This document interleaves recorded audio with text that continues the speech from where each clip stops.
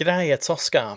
A few years ago, Matt said to me, if you were on a quest to create 100 million deep listeners in the world, your blog, that's useful. Podcast, now that would be powerful. The very next year, Kieran said to me, you do realise that to get to 100 million deep listeners in the world, you need to take off that superhero cloak of invisibility and become the superhero of speaking on the topic of listening. You need to go where the 100 million people are. You need to be on TV, radio, newspapers, YouTube, and other people's podcasts. You've also told me you'd like to join me on this quest. In this series, I'll share with you interviews from the US, the UK, from all around the world, in discussions with people on radio, on podcasts, on TV, from sales to leadership and to workplace communication. Whether you're somebody inside an organisation who's part of a team or whether you're somebody who leads a team, I'm sure this series will give you a completely new perspective on the topic of listening.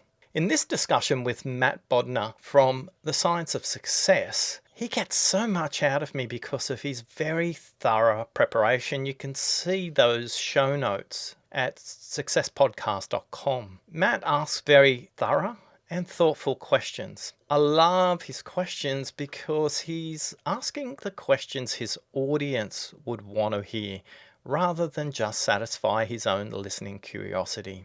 Let's hear from Matt. Welcome to The Science of Success. Introducing your host, Matt Bodner. Welcome to The Science of Success, the #1 evidence-based growth podcast on the internet, with more than 4 million downloads and listeners in over 100 countries. Are you feeling too distracted to pay attention? Does listening make your brain hurt? In a world full of noise and distraction, listening is the biggest leadership hack in today's world. In this episode, we crack the code on how to deeply listen, how to listen for what is unsaid, and tons of specific hacks and tactics you can use to take your listening to the next level with our guest, Oscar Trimboli. Are you a fan of the show and have you been enjoying the content that we put together for you? If you have, I would love it if you signed up for our email list. We have some amazing content on there along with a really great free course that we put a ton of time into called How to Create Time for What Matters Most in Your Life. If that sounds exciting and interesting, and you want a bunch of other free goodies and giveaways along with that, just go to successpodcast.com. You can sign up right on the homepage. That's successpodcast.com. Or if you're on your phone right now, all you have to do is text the word SMARTER, that's SMARTER, to the number 44222. When you listen to our previous interview, you can uncover the neuroscience of how your brain gets stuck and finally start using the strategies that really work to create more breakthroughs and results in your life with our previous guest, Dr. David Rock. If you're feeling stuck and want to get a major breakthrough, listen to our previous episode. Now for our interview with Oscar. Today we have another great guest on the show, Oscar Trimboli. Oscar is on a quest to create 100 million deep listeners in the world. He's an author, host of the Apple Award-winning podcast Deep Listening, and a sought-after keynote speaker. He consults for organizations including Cisco, Google, HSBC, and many more. He's the author of the best-selling works Breakthroughs, How to Confront Assumptions, and Deep Listening, Impact Beyond Words. Oscar, welcome to The Science of Success. Thanks, Matt. I'm really looking forward to listening to your questions and curious about what I can learn from one of the creative capitals of the world in Nashville. That's awesome. Well, Oscar, it's so good to have you on the show. I'm a big fan of your work and really the message that you share. And to begin the conversation, I'd like to start with a simple question, which is just, how did you come to listening? Why listening? What made you want to write about that and start talking to people about the importance of it? I think listening found me rather than me finding listening, whether it was growing up in a school with 23 nationalities, people from post-war Europe or people from post-war Asia or South America, all learning English as their second language, whether it was rebuilding a graduate program at Microsoft that eventually got taken to 26 countries around the world and listening to the graduates who'd stayed with Microsoft as well as the graduates who left. And ultimately, when a vice president said to me, Tracy said, Oscar, if you could code the way you listen, you could change the world, and kind of ignored that for about 2 years. And then somebody else said something really similar. And they said to me, if you could train 10 million listeners in the world, you could make a huge difference. And I came back a month later and said, yeah, I could do that, Matt. And they said, great. Well, if you could do 10 million, why don't you do 100 million? And I went, huh? I just said 10 million. That's a huge number. And they said, if you can achieve your goal in your lifetime, it's not ambitious enough. So add a zero, go for 100 million and see what's possible. And I was chatting to Kevin in Atlanta recently, and he threw out a challenge to me to make it 1 billion. And he said, come on, McDonald's has sold more burgers than you trying to get to listeners. So be a little bit more ambitious. I love that. What a great piece of wisdom. It has nothing to do with listening, but it's so insightful. If you can achieve your goal in your lifetime, it's not ambitious enough. Yeah. And, Matt, who was the person who told me that, really challenged me to stop thinking about listening only as something that I could teach face to face. He forced me to get it into books, and he said, build podcasts, and there are assessment tools and so many other ways you could get this out to the world, because right now the world's struggling. We're struggling individually with distraction. We're struggling with our cell phones. We're struggling to stay in the moment. In fact, it's happening for you right now while you're listening to this podcast. You may be commuting and distracted, or you may be exercising and distracted. And distraction, for the people in our research database, 1,410 people, 86% of people are struggling with distraction, either externally, like a device, a phone, a laptop, an iPad, or internally with some of the own noise going on in your head. Your radio station may be playing at a completely different frequency to what the conversation is that's going on right now. And we've kind of spent the 20th century, Matt, learning how to speak. I think the leadership hack for the 21st century is learning how to listen. The stats are really simple. You spend 55% of your day listening on average. The more senior you are, or the larger the organization you lead, the more of your day is spent listening. So senior execs are spending up to 83% of their day listening, yet only 2% of us have ever been trained how to listen. I'm sure, Matt, you had a very much more sophisticated education than me. You probably had a listening teacher growing up, right? I definitely did not have a listening teacher. And most of us don't. Our biggest and most influential listening teacher are our parents. And the closest they get to it is, Matt, I wish you'd really listen to me right now. Why aren't you paying attention? And when I get asked off stage after I speak on the topic, the number 1 and 2 questions I get asked, and they're pretty interchangeable: can you help me teach my manager how to listen? Or how do I teach my kids how to listen? And at the end of the day, everything you do is role modeling listening. The reality is, without a listening teacher, although we can see in color, we listen in black and white, we listen in 2 dimensions. We kind of listen to what they say, and we kind of try and make sense of the sentences and the paragraphs and the stories. But the reality is there's so much more to listening if we could listen in 5 different colors, not mountainous technicolor, but just move from listening in black and white to 5 colors. It would make a huge difference in the world. I'll flip it the other way though, Matt. If you think about the teacher who made the biggest difference for you at school, generally people say it's the teacher that listened to them. Is that true for you? That's a good question. I don't know if it's true for me or not, but the thing that taught me how to listen is that I was a debater in high school, and you have to be able to listen really intently to understand what the other side is saying and doing. And how did that make you a better debater by doing that? We're flipping the script already. I like it. It made me a better debater because, and this is something that, as you're well aware, and you're evangelizing this idea around the world, to be successful at anything, and I apply this in business and life across the board, you have to understand what someone else is doing, what they're saying, what they're feeling, what they're going through, to be able to respond, to be able to provide a solution. And that was true whether it's a response in a debate all the way up to whether you're dealing with a management crisis at a company. It's the same fundamental thing. You have to be able to understand what's really going on and what's really happening and confront reality as best as you can discern it. And to be able to do that, you really have to listen very deeply.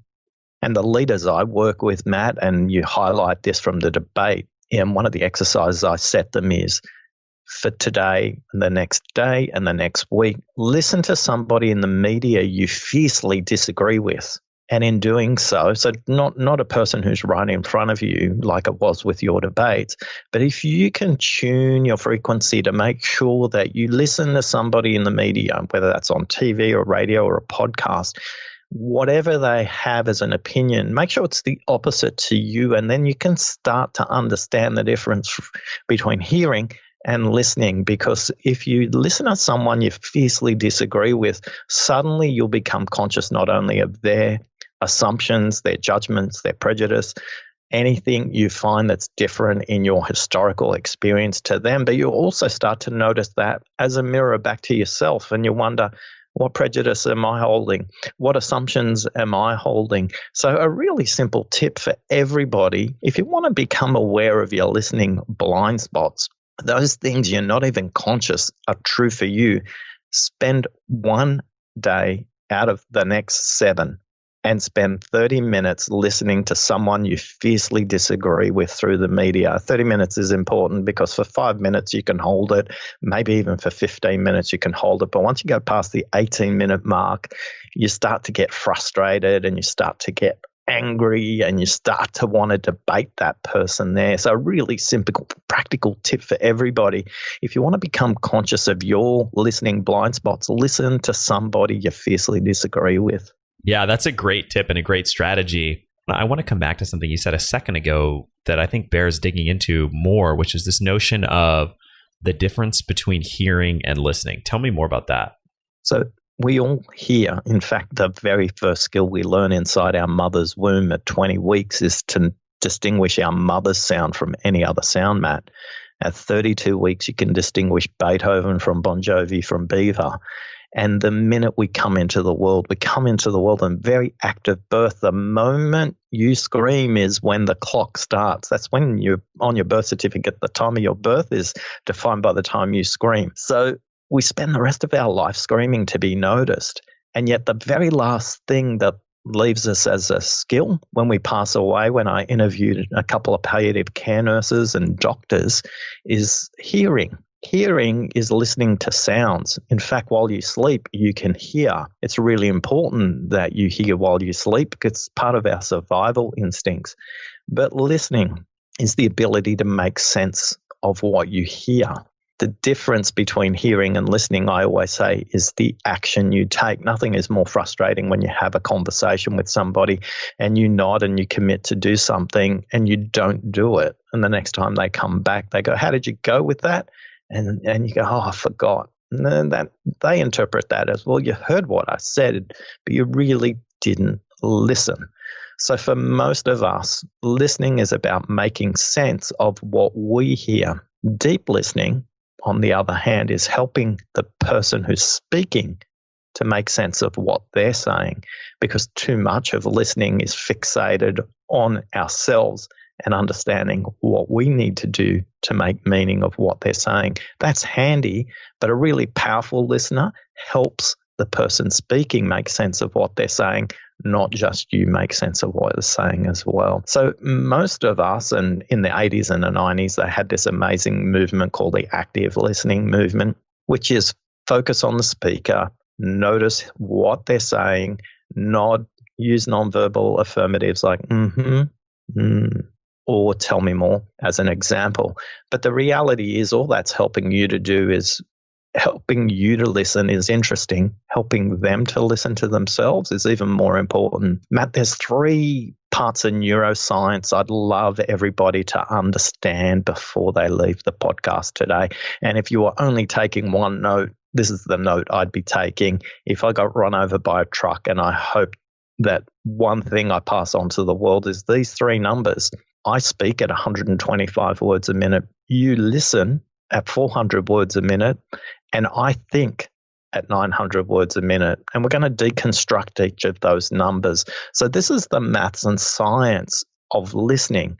It's the neuroscience of listening. If I speak at 125 words a minute and you can listen at 400, Matt, you're going to be distracted. You're going to fill in the gap. I'm going to sound boring. And there's 300 words you're going to fill in your head because you can. If you want to try this out, just turn the podcast up to 2 times speed and you'll still be able to make sense of what we say. Blind people can listen at up to 300 words a minute because they've trained their mind to do that. For blind people, the speed at which they can listen increases their ability to literally see their environment around them. So if I can speak at only 125 words a minute, a horse race caller or an auctioneer can speak at up to 200 words a minute, you can still make sense of that. But we're all programmed to be distracted. And again, it's happening for you right now. I'm not speaking fast enough and you're filling in the gaps for those 300 words that I'm not speaking fast enough for you. And it gets worse. If you're on your cell phone and you're sending a text message or a WhatsApp message or anything else on that phone, it's impossible for you to notice what I'm not saying. It's impossible for you to notice my body language. But here's the frustrating thing for me as the speaker. I've got 900 words stuck in my head. And I can only get 125 words out at any one time, Matt. So the maths is really simple. The likelihood the first thing out of my mouth is what I'm thinking. There's a 1 in 9 chance or 11% that what I say is what I'm thinking. I'm at the stage in my life that I'm spending more time with a doctor than I'd like. And if they said to me I got an 11% chance of surviving surgery, I'd be asking for a second opinion. And the reality is, in a conversation, we should be asking for a second opinion as well, Matt. I want to explore a couple of the things you said.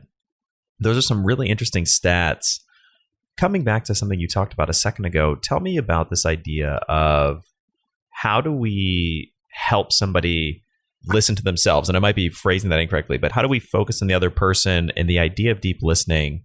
How do we help them make sense of what they're saying as opposed to just actively listening to them? Yeah, so the very first place to start is to remember if there are 5 levels of listening, level 1 is not paying attention to the speaker. Level 1 is listening to yourself. You can't be conscious enough to focus on them and their listening if you've got the last conversation that you just had in your head, or the next conversation, or the fact you've got to go to the gym later on this evening, or the fact you've got to sort out something on the weekend, or you've got a dinner party, or you've got a birthday party, and you've got all this noise going on in your head before you even get to the conversation. It's impossible for you to help them listen until you listen to yourself. You need to be an empty vessel in the conversation so you can focus on them. But a lot of us come into the conversation as if we jump into the passenger seat of a car and forget to put our own seatbelts on. We're driving away in the conversation, and all of a sudden, if they slam the brakes on, you're going to go through the front window because you're not in the same swim lane as they are. You're not in the same conversation. So 3 really quick tips, Matt, to get you centered, ready for that conversation to help them listen to themselves. Tip number 1, switch your cell phone off. Oh, wow, that's kind of crazy talk, I know. But if you're addicted to your phone, which about 86% of us are, just switch it to flight mode then. In flight mode, you can take some notes, but you're not getting notifications coming in. In the data that we've done, 1,410 people, the biggest struggle people have with listening is the distraction of the cell phone. That by far makes up the biggest distraction. If you want to improve how you've listened and you've got the cell phone switched to flight mode or off, here's 2 other tips. Tip number 2, drink water during the conversation. Just a glass of water for every 30 minutes in a dialogue. A hydrated brain is a listening brain. The brain represents 6% of the body mass, but it consumes up to 25% of the blood sugars of the body. It's a really hungry part of the brain. The reality is a hydrated brain can get more blood sugars there faster. Brain that isn't taught how to listen struggles with how to listen. We do a lot of work in the prefrontal cortex when it comes to listening. This is the most modern part of the brain, but when it's untrained, it feels hard. A lot of people say to me, listening makes my brain hurt. And I always say you're doing it wrong if that's how you're doing it. And we'll explain what that means shortly. Tip number 3 is simply this. The deeper you breathe, the deeper you listen. So if you can notice your breathing and deepen your breathing, the more oxygen you can get to the brain, the more likely it is that your brain will perform well on the task of listening. So 3 things before we even start fixating on the speaker is to get ourselves into a state that we're available to hear what they're saying, and more importantly, to hear what they're not saying. And that's where we're going to go to next. But I'm sure that's prompted a few questions for you, Matt. So many different things that I want to explore and so many important themes and ideas. I think the place I want to come back to, those are great tips. And I really love, I want to reiterate or emphasize the point you made about putting your cell phone in airplane mode, and even the idea of actually telling somebody in a conversation, hey, I'm going to put my phone in airplane mode so I can really focus on you in this conversation, is a really powerful gesture. It reminds me of a great story that I have to share with you. About 11 years ago, Peter was flying from Seattle, Microsoft head office. He ran about $100 million business for Microsoft. It was not insignificant. You figured this guy's pretty busy. And I was hosting 20 CEOs in Australia in a round table where he would be at the head of the table. We were in a fancy pants hotel that had this big boardroom table, and he'd literally just flown in from Seattle that morning. So he's straight into the meeting. It was 9 a.m. and he was at the head of the table. What Peter did next really changed the way I thought about listening. He sat down, I introduced him, and then Peter said, "I'm really sorry. Please forgive me. The most important thing I can give you right now is my attention." With that, he stood up. He took his cell phone out of his jacket pocket, switched it off, and put it in his bag. Now, what was interesting was what happened next with the other 20 CEOs sitting around the table. What do you think happened then, Matt? I don't know. They all put their phones away? Yeah. So 14 of them put their cell phones into the bags. Now, what that did for the other 6 was interesting. I don't know if it shamed them into doing something, but I'm guessing the rest switched them into flight mode. And for a lot of us, we can bring about change just by role modeling that change. And in most meetings, when I do that, the person I'm working with will reciprocate. So if we want to bring about change, it's not about asking everybody else to make that change. If you can simply role model, make an example that you're going to switch your phone into airplane mode, you'll be surprised what happens to the other person, but more important, what happens next to the quality of the conversation. And I love that point too about saying the most important thing I can give you is my attention. I might be paraphrasing a little bit, but that was such a powerful example, such a great gesture. And it's something that's so simple to do, and yet it's hard and it's not necessarily easy. What happened at the end of the meeting was fascinating. So these execs, they've got these amazingly tight schedules. They're in the country for 2 to 3 days, and they have all these very highly leveraged meetings where he was going to other locations to do very similar kinds of meetings. And I debriefed the group for the next half an hour. And what was fascinating was they said they were expecting the group to talk about the future of technology or something else to do with technology or technically orientated conversations. That's what they were expecting from Peter and that dialogue. But what they said was Peter was just asking each of them what they were struggling with personally, and he'd created a pretty safe environment. That group, I know, stayed connected well after this event with some of the challenges they were talking about themselves personally. And the value that Peter created wasn't just the value around what he talked about technically for a very brief period of time, but he helped the room listen to each other. And that, again, is a really powerful thing we can do. A lot of the times, if there's 3, 4, 5, 6 people in the room, we generally hear from the loudest. We don't take the time to make sure that everybody is being heard. And that's really critical. Again, the difference between a recreational listener and a deep listener, a powerful listener, an impactful listener, is their ability to listen to what's unsaid, Matt. So back to the point about helping somebody make sense of what they're saying themselves. The most potent thing we can do as a listener is to help them make sense of those 800 words stuck in their head. Back to the maths again. I speak at 125 words a minute. I can think at 900. That's an average. Some people can think at 600 words a minute. Some people can think way up to 1,600 words a minute. So on average, we think at about 900 words a minute. So if I say the first thing that comes out of my mouth, unless I'm a great actor who's rehearsed my lines well, the likelihood what I say is what I mean is 11%. You get probably better odds going to Las Vegas and playing the slot machines or going on the roulette wheel. And the odds are going to be much better for you there. So here's a couple of simple practical tips. When somebody says something, treat silence at the end of what they say like it's a word. Listen to the beginning of the word, the middle of the word, and the end of the word. Treat silence like it's another word. And in doing so, what you'll notice is they'll either unpack another 125 words in their head, or they'll pause, might bow their head down a little bit. But if you can remember these simple phrases, what else? Tell me more. How long have you been thinking about this? What else? Tell me more. What else have you been thinking about this? All of a sudden, just magic happens. And you'll be nodding as I say this. What they'll do is they'll draw their breath and they'll use phrases like this.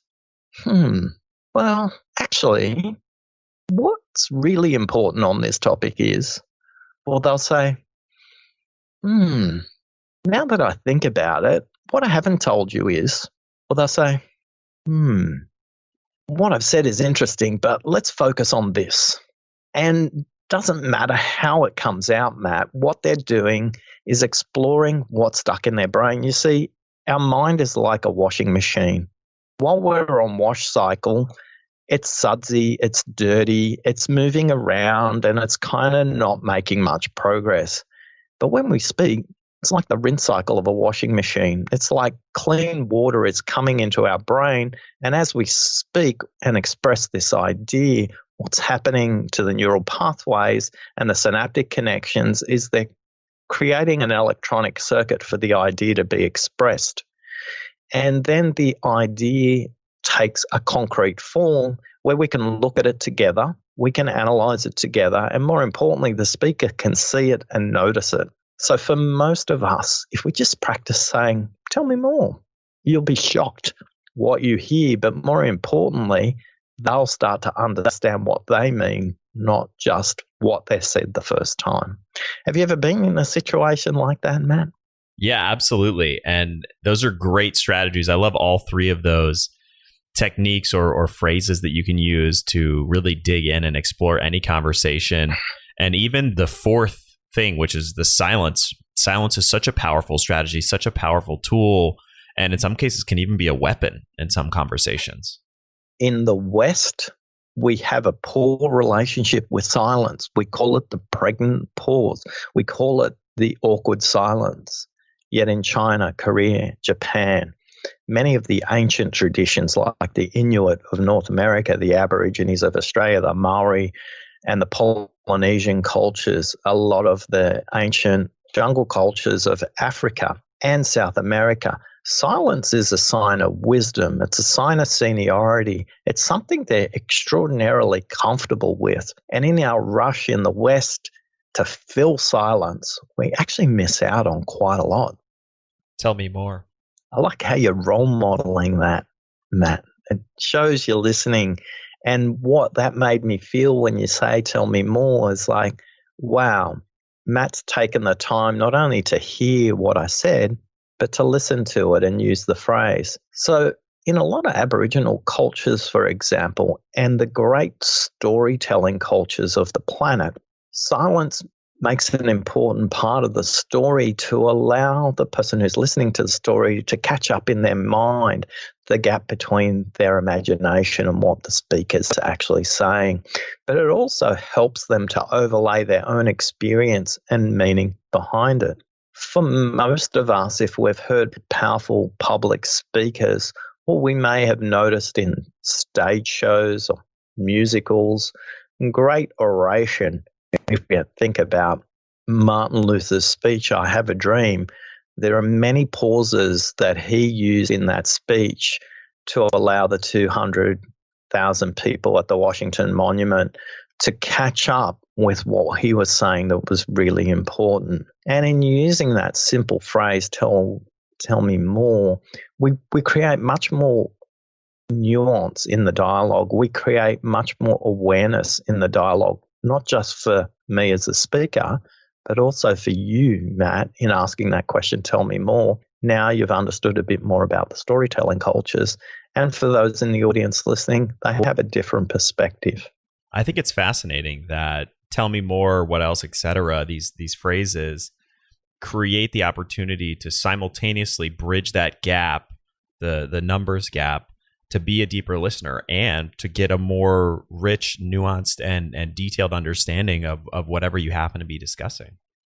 A lot of what we've discussed so far, we think about in one-on-one settings, but I want to take you to a room in a workshop that I was doing in 2015, and it was March, and it was one of those kind of narrow, dusty, bald rooms with poor light.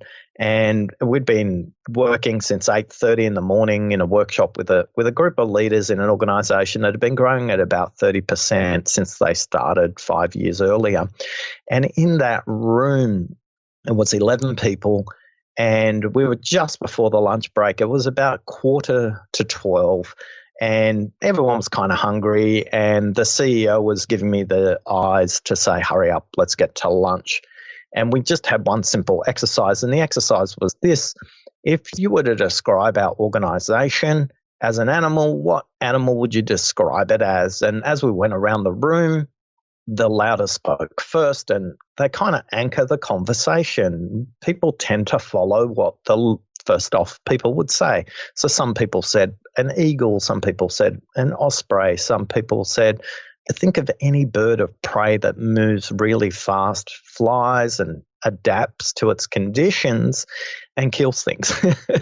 That's what everybody was saying. And yet Elaine, who was the last person in the room, the card-carrying member of the introvert community, she hadn't finished. And the CEO was looking at me as if like, can we just get to lunch? We don't have to wait for her. And I turned to her. I didn't say anything. I just turned my body to face her. I reached out my hand as if to make an invitation, and she looked at me and said, I thought we were a snake. The tension in the room rose dramatically. When you think of a snake, Matt, what goes through your head if you were to describe the characteristics of a snake? Quiet, slithering is what comes to mind. Anything else? If you were to generically say snake is good or bad, it's probably not good. Yeah, negative. Yeah. And again, I'm looking around the room to seeing the reaction of everybody. And the CEO by now has given me these laser-like comic strip laser eyes straight into mine as if to burn my skull. Like, can we get to lunch? We don't need to listen about a snake. And I extended my arm in invitation just a little bit further. So I've done all of this without saying a single word to Elaine. And she said, I thought it was obvious that we've forgotten to shed our skin for our clients. We haven't adapted to the seasons. So the backstory is the business was growing at 30% per annum, but it had now plateaued, and competitors were doing a much better job of them. She said every season we would adapt like a snake would and shed its skin. And as the seasons change, we would change too, and we've forgotten how to change. And the room completely moved to a different space. Rather than going to lunch, the CEO asked more questions. He skillfully didn't fight and judge the idea. And what happened as a result then? The organization started making product names based on snakes. They started thinking about that shedding skin moment. Are we getting close enough to our clients? Which was another thing Elaine said. A snake can get up so close to you, you can't even notice, but we've forgotten how to do that. Whereas a bird has to swoop in and swoop out and can be quite quick and move out very quickly as well. So the point is really simple. How many Elaines are you not listening to in meetings that can completely change the trajectory of the thinking of the organization? You see, introverts think deeper and longer. It doesn't make their opinion any less valid. But because we don't take the time to listen at level 4, which is listening for the unsaid, we'll miss those opinions consistently. So when you're in group meetings, if you're leading the meeting, and even if you're not, draw out the opinions of those who haven't been heard, and it will completely transform not only the direction of the meeting, but also the impact of the meeting too.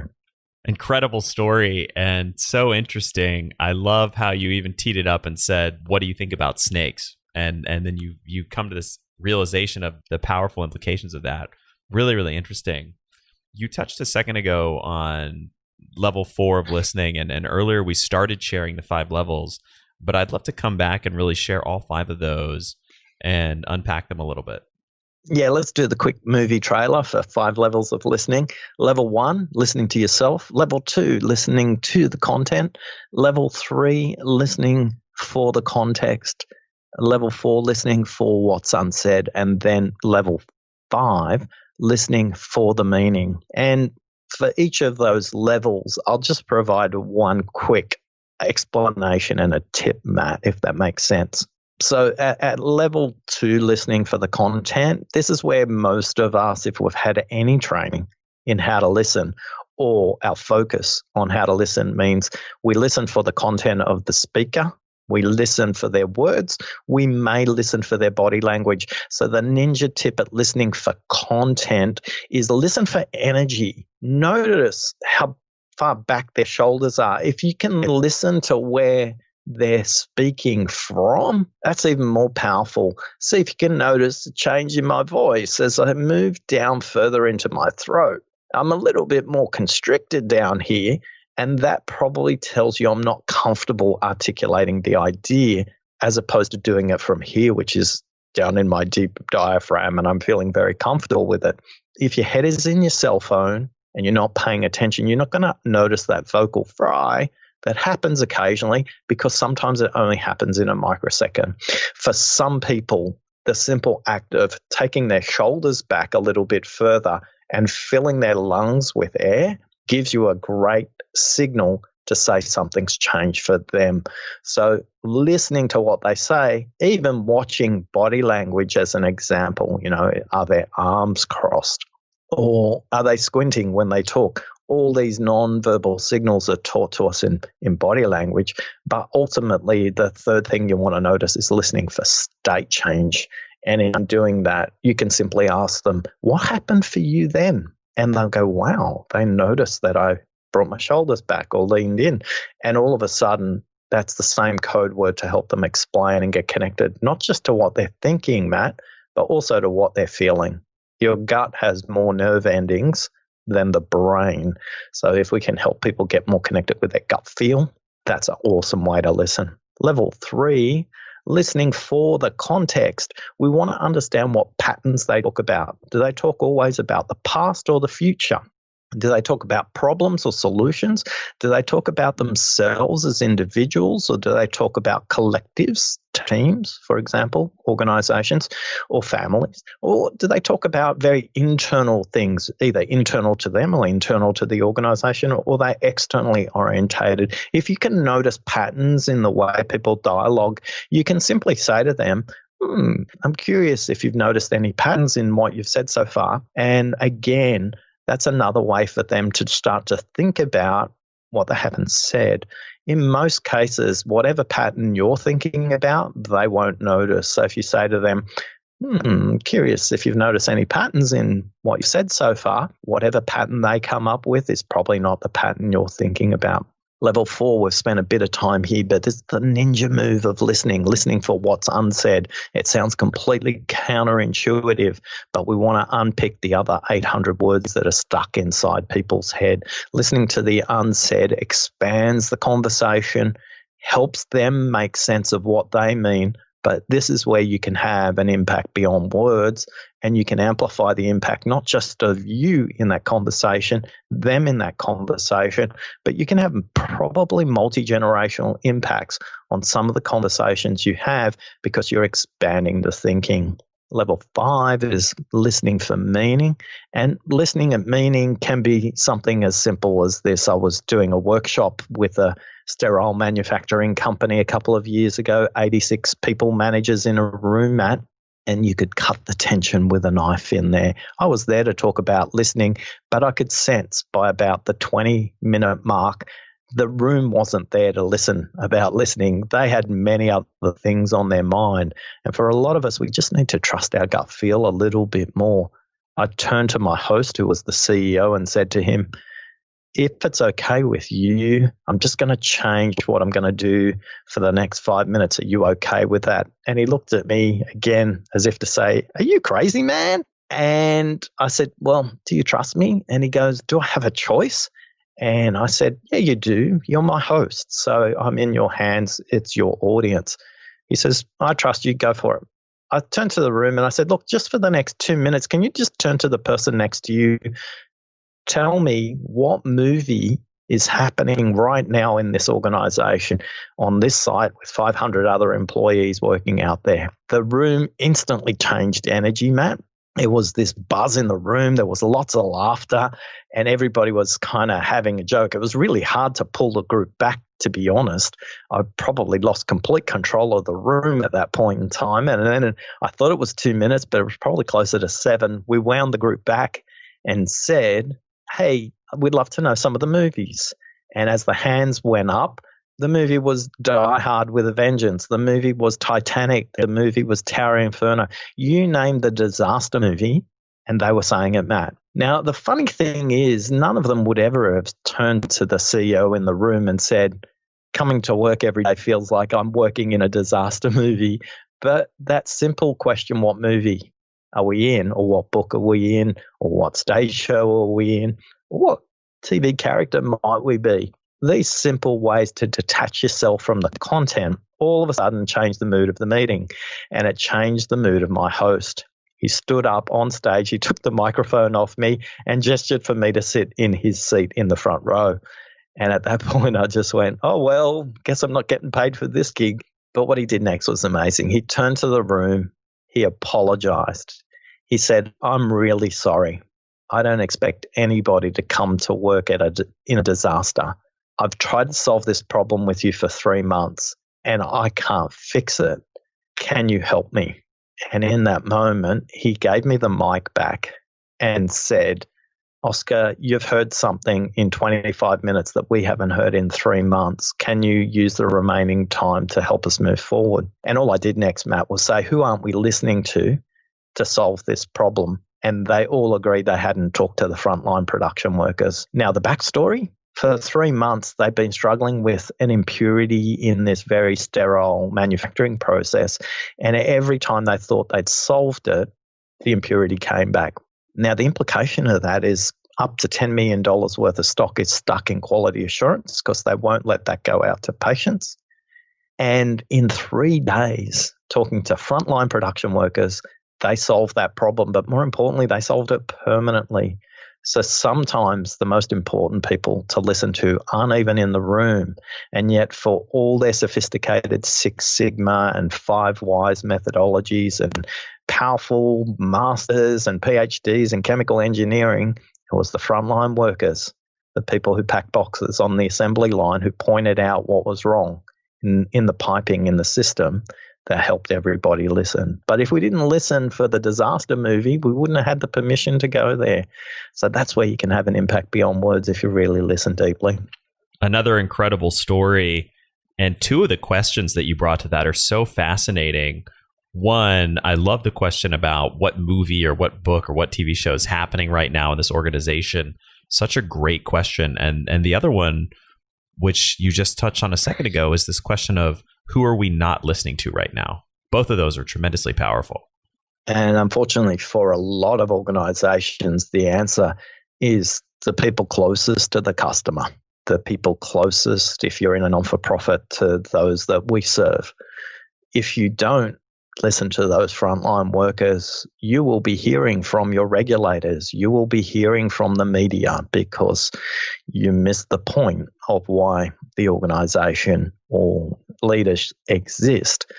Because whether it's the global financial crisis or the Deepwater Horizon's BP oil spill off the coast of Louisiana, in all cases, the frontline workers weren't being listened to. They were telling us it's a problem. They were saying there were issues.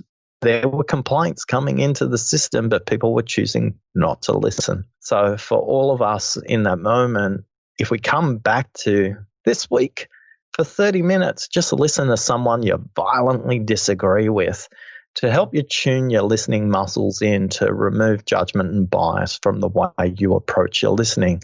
You'll make some huge steps to becoming a deep, powerful listener.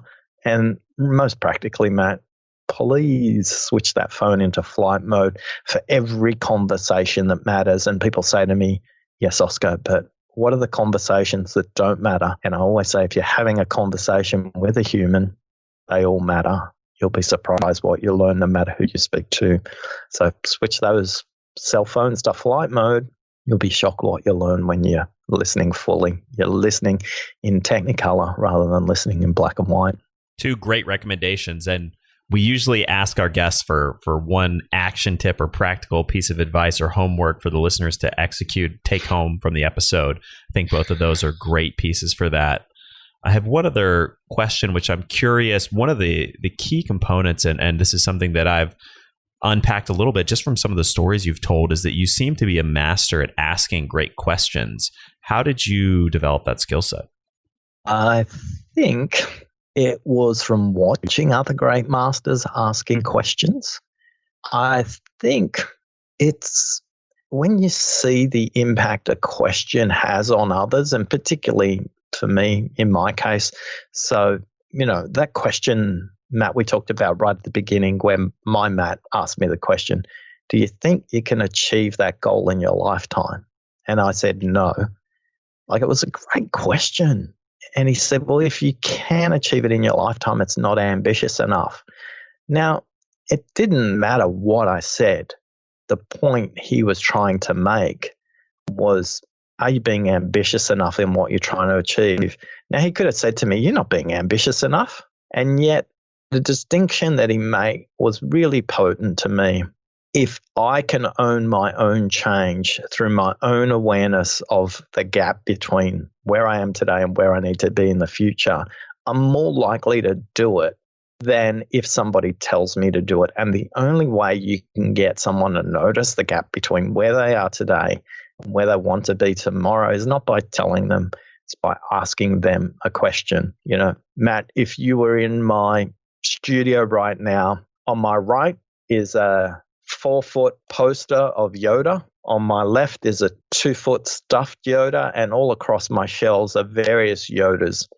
And Yoda asks lots of questions too. And people have told me that, my questions are Yoda-like. But ultimately, if you ask questions, it means your attention is on them and not on you. And wow, couldn't the world be a different place if we all started to put our attention on the other rather than just ourselves? So I think for me, I was taught great questions by other people. But the thing I always do is ask myself this: if what I'm about to say next is a question for me and my understanding, it's the wrong question. It needs to be about them and their understanding. And that's a tough muscle to develop. It's really hard to keep your orientation and your attention on them rather than, it doesn't make any sense to me. I work with actuaries inside insurance companies who calculate all kinds of things, the likelihood that your car's going to be in an accident, if you contract some kind of disease, how long you might live. And I have this thing called dyscalculus, which is my ability to transpose numbers. It's not a good skill to have. It basically means that if you were to read out a telephone number to me, there's 25% chance I'd get it wrong. So I'm not really good at maths, Matt. But yet I consult to a lot of actuaries and insurance companies who have an amazing relationship with maths. And despite that, they all find me really helpful because I never ask questions where I'm trying to understand the formula. I'm trying to help them understand their thinking and their formula as well. So I don't think, I wish I had a more elegant answer for you, Matt, about how did I learn to ask questions. I think for me, I've learned a lot by watching skillful questioners. And the other thing I've always done consistently is ask myself that question. Is this question for me or is it for them? I think the more powerful questions will always be orientated around helping them. The magic happens when you put your attention on other people instead of just putting it on yourself. Such great wisdom, Oscar. Where can listeners find you, your work, and everything we've talked about today online? Really simply, if you just go to listeningmyths.com, there you'll be able to download those 5 practical tips that we talked about to keep you on track. Switching off the cell phone, glass of water. But there's a couple of other tips in there. They're just going to keep you on track for a little bit longer. So listeningmyths.com, that's the entry point to everything, Matt. Well, Oscar, thank you so much for coming on the show, for sharing all this wisdom, incredible and insightful stories, and such a great conversation. Thank you so much for being a guest on the show. Thanks for listening. Thank you so much for listening to The Science of Success. We created the show to help you, our listeners, master evidence-based growth. I love hearing from listeners. If you want to reach out, share your story, or just say hi, shoot me an email. My email is matt@successpodcast.com. That's matt@successpodcast.com. I'd love to hear from you, and I read and respond to every single listener email. I'm going to give you 3 reasons why you should sign up for our email list today by going to successpodcast.com, signing up right on the homepage. There's some incredible stuff that's only available to those on the email list, so be sure to sign up, including an exclusive curated weekly email from us called Mindset Monday, which is short, simple, filled with articles, stories, things that we found interesting and fascinating in the world of evidence-based growth in the last week. Next, you're getting an exclusive chance to shape the show, including voting on guests, submitting your own personal questions that we'll ask guests on air, and much more. Lastly, you're going to get a free guide we created based on listener demand, our most popular guide, which is called How to Organize and Remember Everything. You can get it completely for free, along with another surprise bonus guide by signing up and joining the email list today. Again, you can do that at successpodcast.com, sign up right at the homepage, or if you're on the go, just text the word SMARTER, SMARTER, to the number 44222. Remember, the greatest compliment you can give us is a referral to a friend, either live or online. If you enjoyed this episode, please leave us an awesome review and subscribe on iTunes, because that helps boost the algorithm, that helps us move up the iTunes rankings and helps more people discover the science of success. Don't forget, if you want to get all the incredible information we talk about in the show, links, transcripts, everything we discuss, and much more, be sure to check out our show notes. You can get those at successpodcast.com. Just hit the show notes button right at the top. Thanks again, and we'll see you on the next episode of The Science of Success.